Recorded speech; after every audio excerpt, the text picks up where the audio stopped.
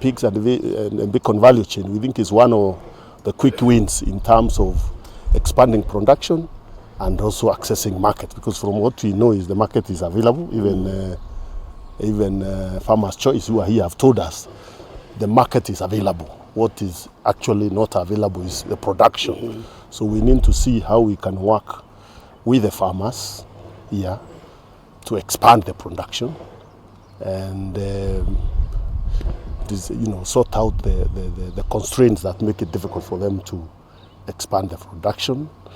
We have been able to discuss some of those constraints, for example, issues of feed and the cost of feed and the quality of feed. And we kind of have come to some general agreement of what needs to be done, the interventions that require to be done to make, to support the industry, produce more quality feed and less expensive feed.